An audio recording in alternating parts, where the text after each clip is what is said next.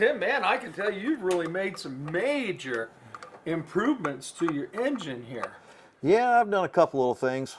Old Molly here, that's what I call my race car, and she does pretty good for what she is. But just getting her ready for tomorrow's race. But I'm always looking for that edge to find a little bit more power, and because just like everybody else that races with me, we want to go faster. Yeah.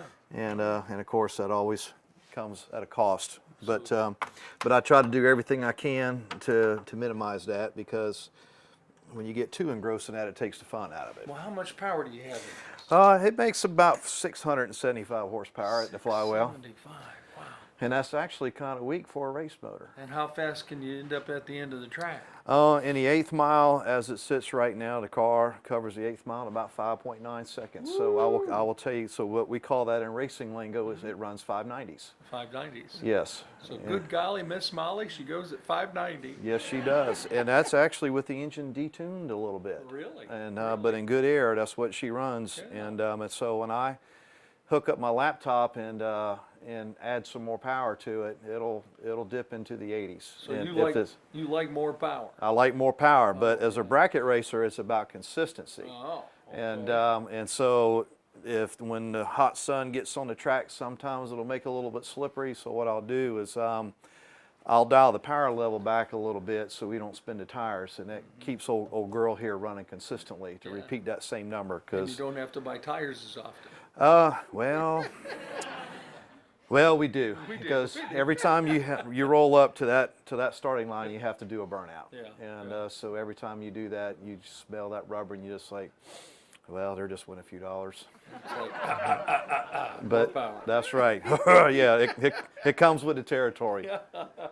Well, just like a well-tuned motor, the church has to have improvement from time to time. Yes. We've been, this past year, major improvements. Not major improvements, major challenges.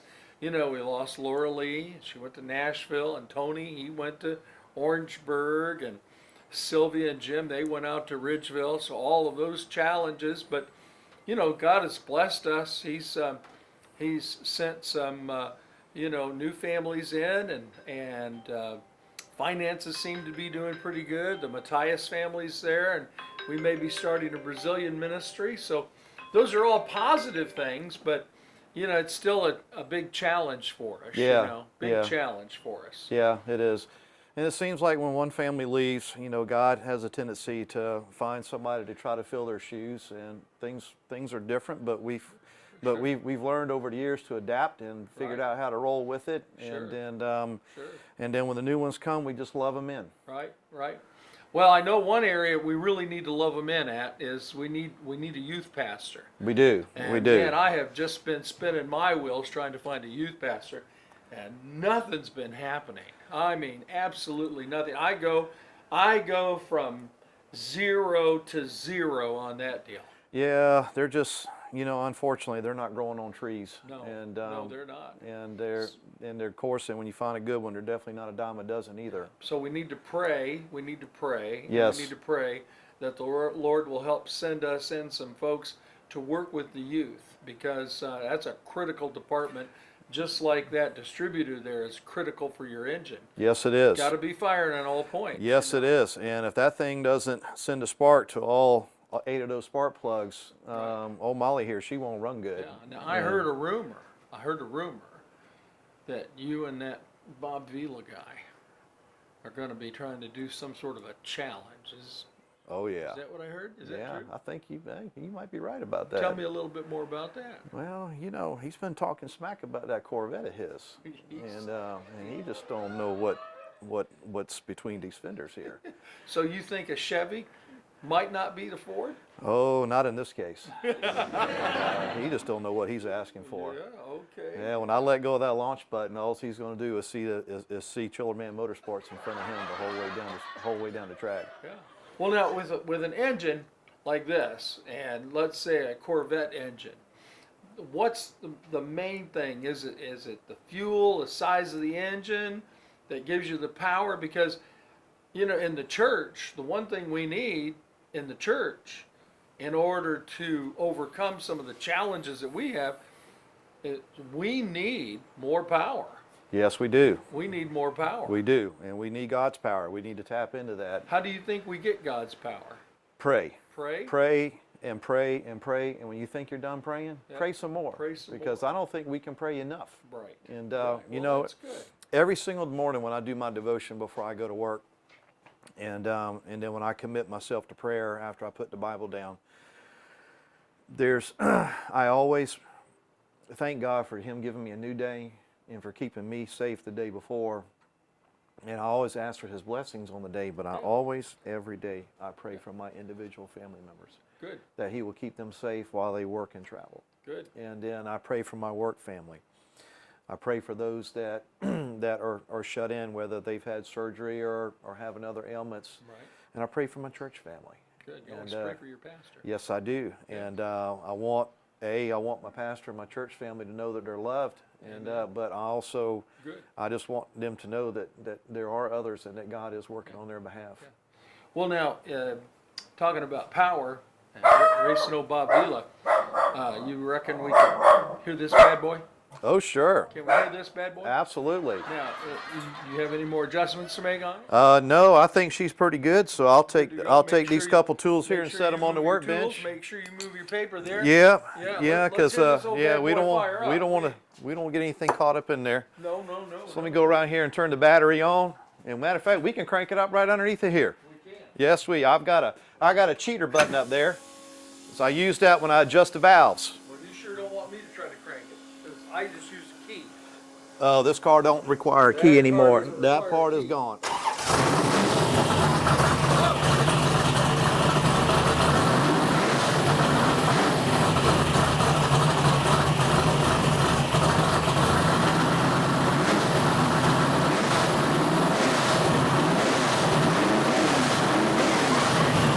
Power. That's what we need. Yes, power. Power from on high. That's right. Power from on high. Up there. Driving us.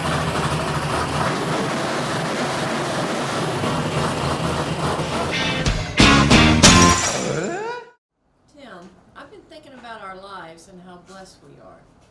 We've managed to get 3 boys raised into manhood.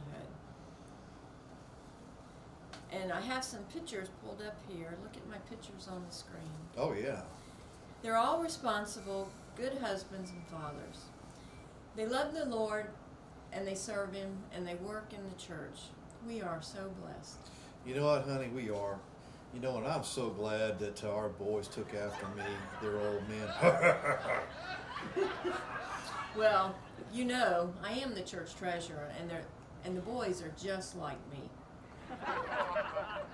They live within their means, and they stay within their budget. So that means the church is doing well financially. All our obligations are paid in full. Well, do you know what your boys have been doing with their time?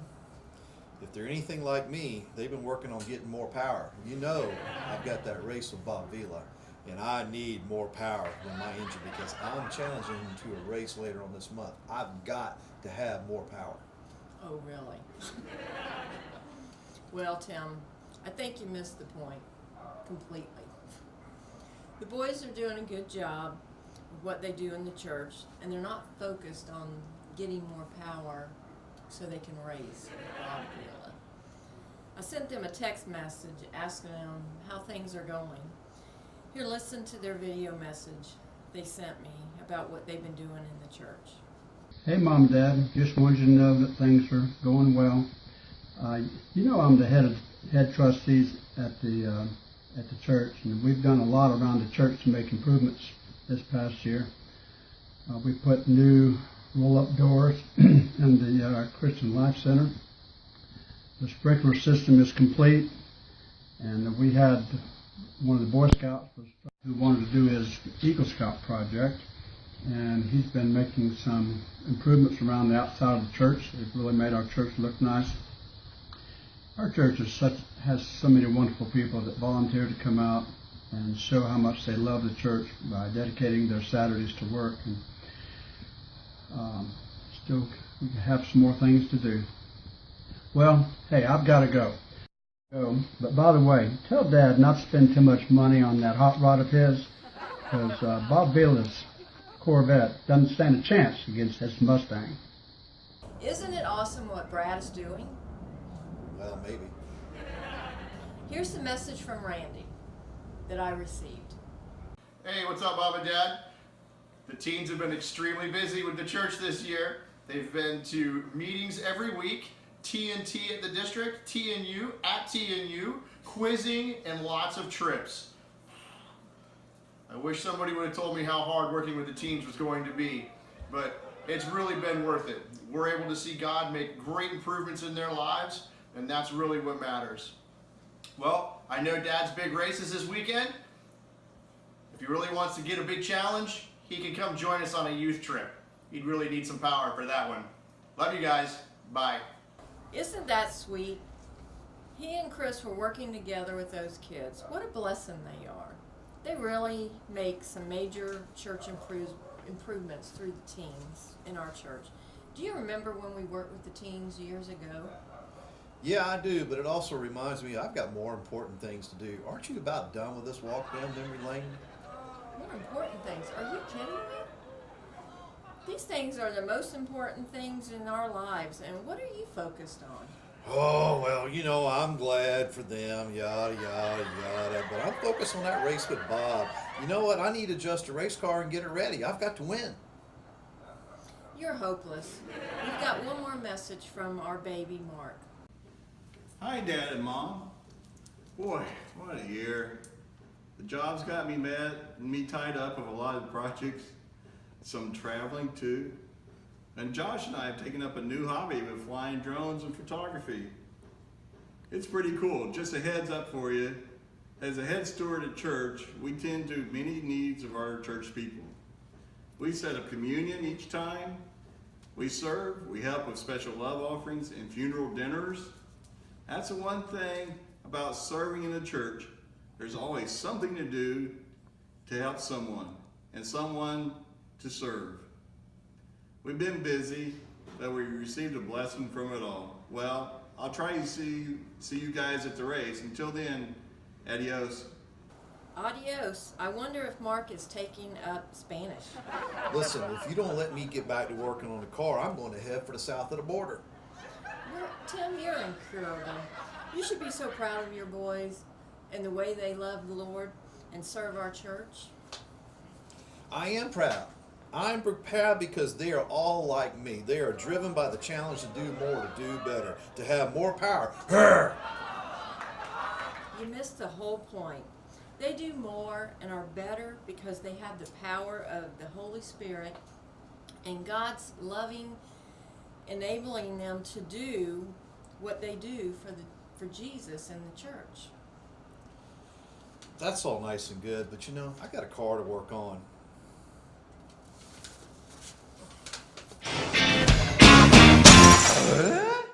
Hi, I'm Al the Flannel Man Borland, and we're out here today with the big challenge. My guest today is Bob Vila.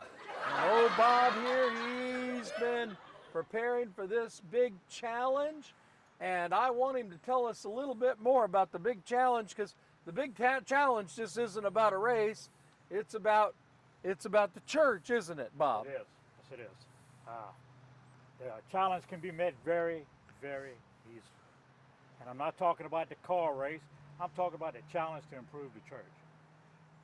We have all the ingredients we need right here at the church. Everything that we need to have a successful church.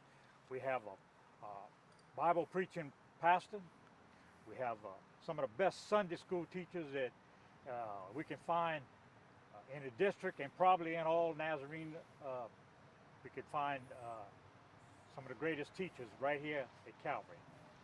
The literature that we use is all truth that comes from the Bible, great literature. And all these ingredients we have here, but there's one ingredient that we need that ties it all together. Al, we need Jesus' love. Amen. You know, and if we could get Jesus' love and do it the way he says, you know, that's the second greatest commandment, you know, love each other. And if we love each other, all these things are going to fall in place. Our Sunday schools are going to be filled. Amen. Our small groups are going to be filled. I mean, it's all going to be going right in place. And you know, he made us a promise, and he said it through Peter. If on you I'm gonna build my church, and if you do the things I tell you to do, the gates of hell will never ever come into your church. And that's the promise he gave us. We don't have to worry about him coming here if we will just do it the way he wants us to do it, and that's to love him with his power. The power of love, Power of love. the power that transforms. It does. It's really well said. Appreciate you, Bob. Really do.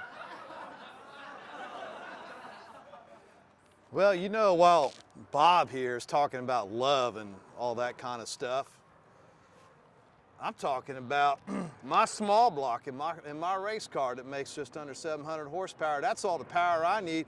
What you gonna do about it? I didn't come here to lose a race, whether it's a car race or a race to improve the church. I didn't come here for that. I sure didn't come here to mess up my hair. Who do you think I am? Sloppy Joe? Yeah.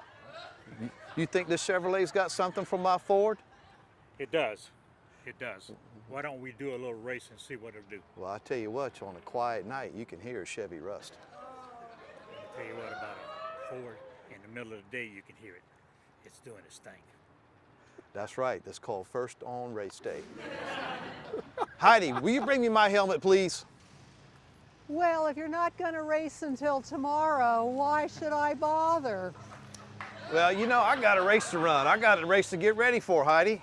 Oh, come on. Look, this is not a competition, this is cooperation. When people get together and they work together, they can accomplish so much more. I mean, look at the Sunday school and the church services and the small groups and especially missions. Yeah, but I don't want to talk about missions and Sunday school and all that stuff. I got a race to get ready for, Heidi. Come on, you just don't understand, do you? You are just missing the point, Tim. I don't know what's wrong with you. Missions are the lifeblood of the church. If we don't have missions, we don't have anything. We have all kinds of programs here. You know what we have? We can collect food to go to Helping Hands. We also collect crisis care kits to give to the homeless, and that's just the local things. We also have things for the global area. If you collect money and put it in your alabaster box, we can build churches. And then, of course, there's always the boxes to collect toys and clothing and things that are Operation Christmas Child. And of course, we also support our missionaries. Without all of this, there is no lifeblood of the church. What's wrong with you? Without missions, we have nothing. Missions make our church great. Well, you know, that's all fine and good, but you know what? I still got this race to get ready for. You know, go ahead and get Bob's helmet to me. We just need to get this on and get this done. Heidi, I want to just say that was really good because it reminds us what love's all about. I don't know. I think sometimes Tim, you're my friend. Sometimes I think you might be missing it, man. You might be missing it because it's all about God's love and what we do in Sunday school and what we do in missions and what we do in church. And yeah, life's a race and you got to have power, but don't miss it. Don't miss it. So when's this big race going to take place? Tomorrow. Tomorrow? Where? He better right here, and he better be ready. I will be ready. Because I'm going to bring it. You going to bring that Ford? Oh, yes. You going to bring this vet? I am. Who's going to win? I am. Heidi, who do you think?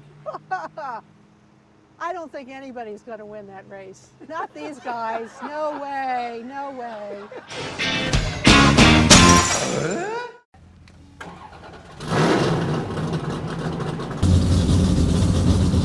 Bob Vila, you're going down.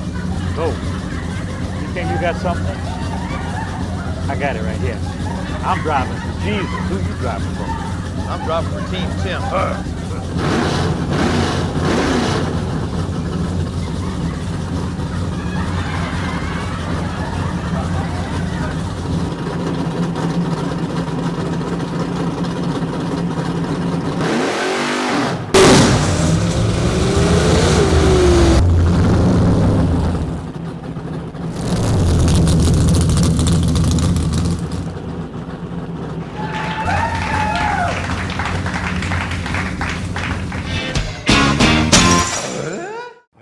Wilson. Hey Tim, howdy ho, how you doing? Oh man, what you working on there, bud? Well, I'm working on my attitude. You know, you gotta try and improve, and I'm working on improving my attitude so I can do a better job. Wow, you know, this whole church improvement thing, I just don't get it. I think I've missed a point. I've gotten off track somewhere. Sounds right. And yeah, you know, and I've, you know, have figured out and have missed a whole point about how good of a wife I have in Jill, and she's reminded me that, you know, how good our boys are and how blessed we are, and how, you know, they have really improved so much. I guess I've just gotten caught up and focused on the wrong things. Well, maybe you're getting your power from the wrong source.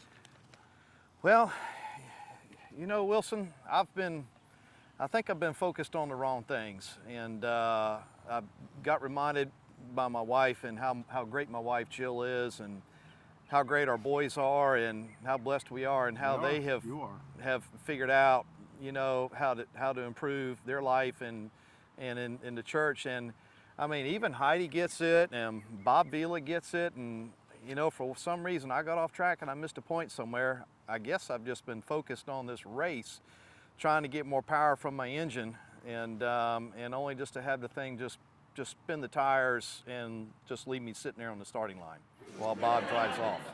Well, you know, the source of power that I'm talking about isn't so much about engines and racing, it's the Holy Spirit. And that might be something you want to try in improving your life and your marriage and your family life and church life. When we allow the Spirit to lead us and guide us and empower us, then it's amazing what some things will happen. Well, how so? Well, you know, it's because of the Spirit, that Holy Spirit that's working in me, and I've been learning some things and straightening out some things, and I assure you it's a good thing. Maybe you ought to try that instead of some of the other things. You know, Wilson, you always seem to know the right things to say all the time. I appreciate that. I'm just blessed. Well, folks, I've certainly learned a thing or two this week. It's been kind of a rough week, and it seems like no matter how hard you work, how hard you prepare to make things go right and make things that you want to try to go your way, they just don't always seem to work out like that. And God does have a way of humbling His servants. And I never would have thought in a million years I'd have lost that race to Bob Vila. It wasn't possible. The cards were all stacked up against him. But we blew the tires off on the starting line because I had Molly tuned up a little bit too tight, and I got to, instead of him seeing my taillights, I got to watch Bob Vila's taillights going down the track, and whoever would have thought that Corvette would have outrun this Mustang. So really sometimes even though we plan for everything, to do all the right things and keep everything in the right perspective, and we think everything is so finely tuned that even things in the church are going to run real smooth, and man, we're just going to sail through another church year with good finances and great improvement. Sometimes we might even stall a time or two, right? Yeah, that is correct. Yeah. And God has His plan. We may not understand it at first, Right. But as time goes on, Right. I think He uses those experiences to maybe humble us a little bit. Sure. And help us to get a perspective on what's going on and where we need to put our focus. Yeah. And I just have to remember I need to keep my focus on Him, always. And the Bible does say that we humble ourselves under the mighty hand of God. Yes, and when we do that, it says that He will lift us up. that is correct. And and the Bible is very, very much on point about that. It's very clear. There's no gray part to that message. It's cut and dry. So we need to humble ourselves. It's really a good lesson, Tim. Yeah, it is. It is. I think I ought to give you a local preacher's license. Oh my goodness, I don't know about that. Man, we might have the roof cave in at the church. Oh, I'm sorry, we've got leaks we got to fix. We don't want that to happen, do We we? got to put a roof on, don't we? Yes, we do. Well, the other thing is you know, we focus on our marriages, we focus on our family, we focus on the church, but the main focus is that God's the one helping us through all of this. yes, He is, always. So we humble ourselves before Him, we can expect good things to happen in every area of our life, can't we? Yes, we can. And Yeah. he will always be there to pick us up when we fall down. Tim, well said. Very well said. Thank you. I appreciate that. Yeah. Well, folks, this is Tim Taylor, the Tool Man, for another edition. And I hope you've enjoyed today's segment. And come back and join us next week. Until then. I'm Al, the Flannel Man Borland, and we appreciate you being here with us today. And we've learned an awful lot from my good buddy, Tim the Tool Man Taylor. God bless you.